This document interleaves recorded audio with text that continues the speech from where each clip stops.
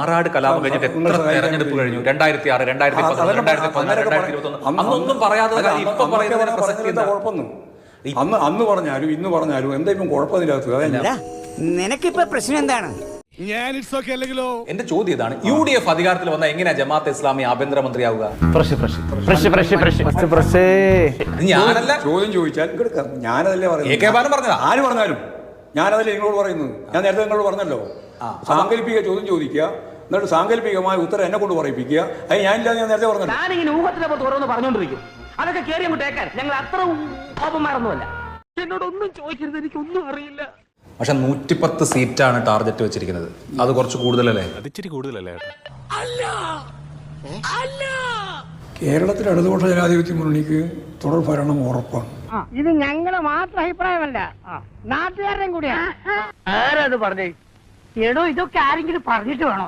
കാര്യങ്ങളൊക്കെ ഇത്രയായ സ്ഥിതിക്ക് നമുക്കവിടെ ഊഹിക്കാൻ പാടില്ലേ? ഇപ്പൊ തദ്ദേശ തെരഞ്ഞെടുപ്പ് നമ്മൾ കണ്ടു. തദ്ദേശ തെരഞ്ഞെടുപ്പിൽ കൗതുക ലേശം കൂടുതലാണ്. പിണറായി വിജയന്റെ നേതൃത്വത്തിലായിരിക്കുമോ തെരഞ്ഞെടുപ്പ്? ഒരു സംശയമില്ല, അക്കാര്യത്തിന് ആയിക്കതർക്കുള്ളത് ക്യാപ്റ്റൻ പിണറായി ആയിരിക്കും. അറിയാവോ? അറിയില്ല, എന്നാ അറിയണം.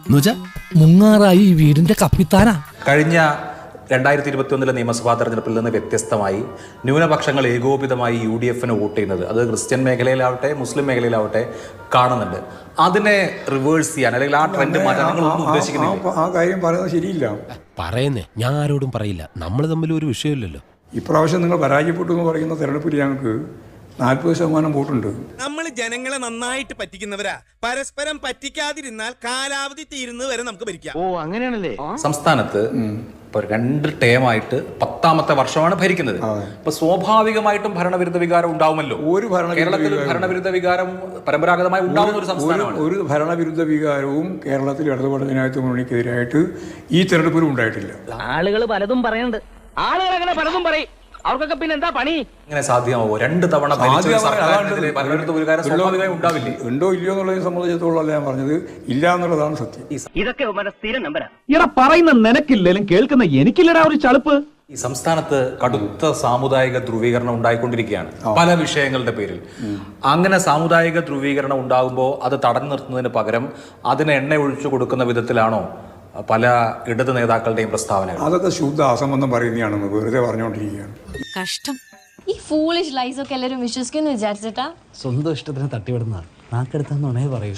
ഇവിടെ ജാതി ധ്രുവീകരണവും മതധ്രുവീകരണവും സംഘടിതമായിട്ട് ജീർണമായ ഫ്യൂഡൽ സമൂഹത്തിൻ്റെ സംസ്കാരത്തിൻ്റെ ഭാഗമായി നടന്നുകൊണ്ടിരിക്കുന്നുണ്ട്. ആ നടന്നുകൊണ്ടിരിക്കുന്നതിന് വെള്ളപൂശാനാണ് മാധ്യമങ്ങൾ ഉൾപ്പെടെ ശ്രമിച്ചുകൊണ്ടിരിക്കുന്നത്. നീയൊക്കെ എത്ര പാര വെച്ചാലും ഗോപാലകൃഷ്ണൻ ഏൽക്കില്ല.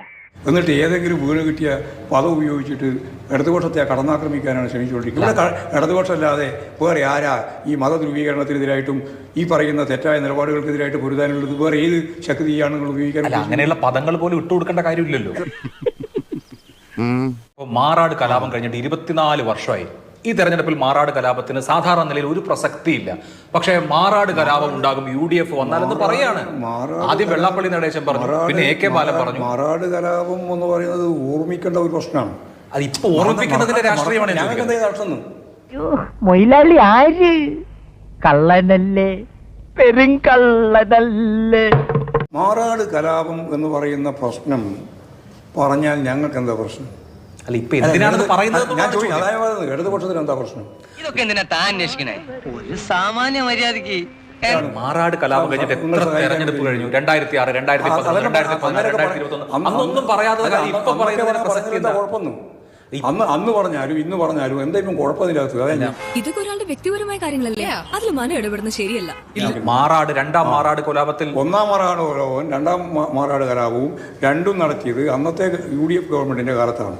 ആളിയൻ പറഞ്ഞ ആ കൂറ ഞാനാണ്. അങ്ങനെയുള്ള സംഭവം ഉണ്ടായിട്ടുണ്ട് എന്ന് പറഞ്ഞു പോയാൽ ഉടനെ കലാപം നടത്തിയവർക്ക് പരിരക്ഷയും കലാപം നടന്നുപോയി എന്ന് പറയുന്നവർക്ക് വമ്പിച്ച രീതിയിലുള്ള കടന്നാക്രമണത്തിന് വിധേയമാവുന്ന അവസ്ഥയും എന്തിനു വേണ്ടി ഉണ്ടാക്കണം?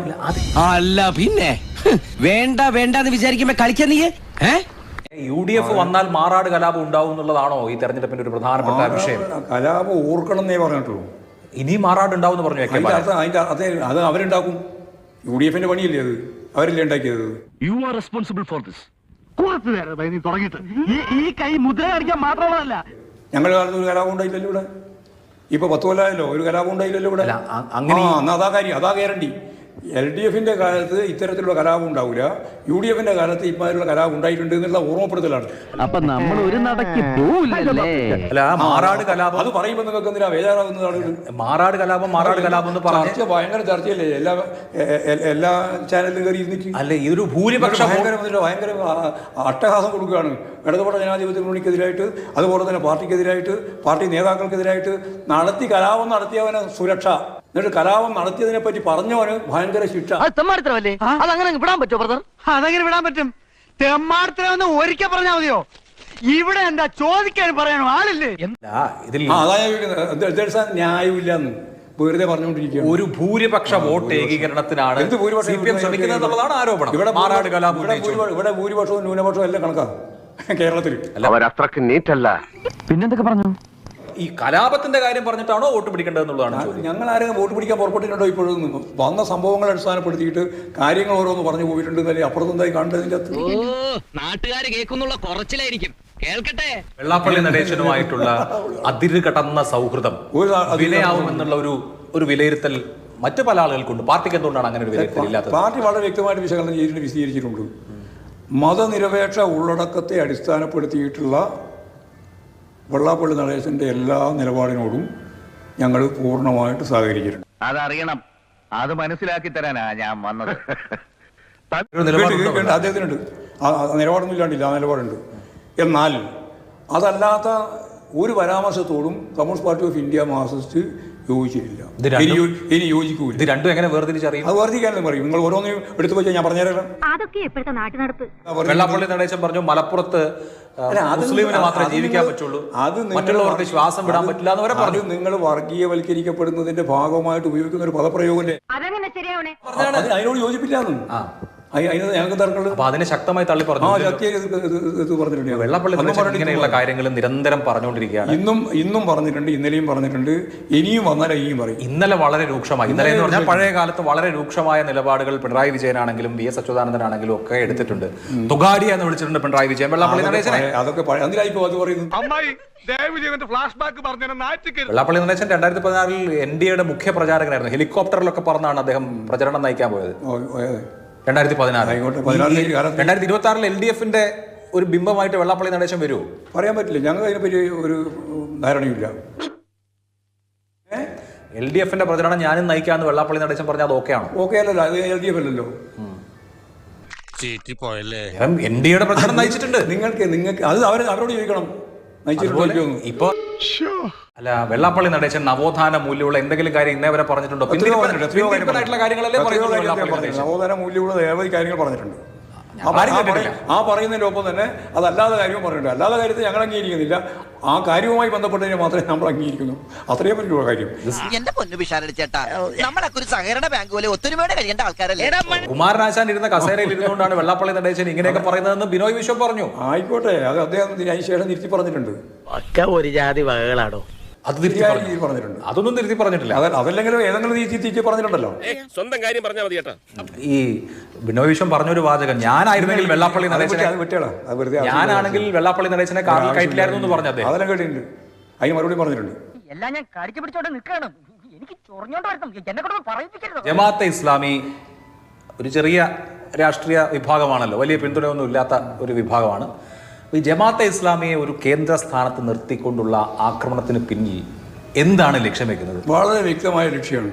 ന്യൂനപക്ഷ വർഗീയതയുടെ ഏറ്റവും പ്രധാനപ്പെട്ട ന്യൂക്ലിയസ് ആയി പ്രവർത്തിക്കുന്ന വിഭാഗമാണ് ജമാഅത്തെ ഇസ്ലാമി.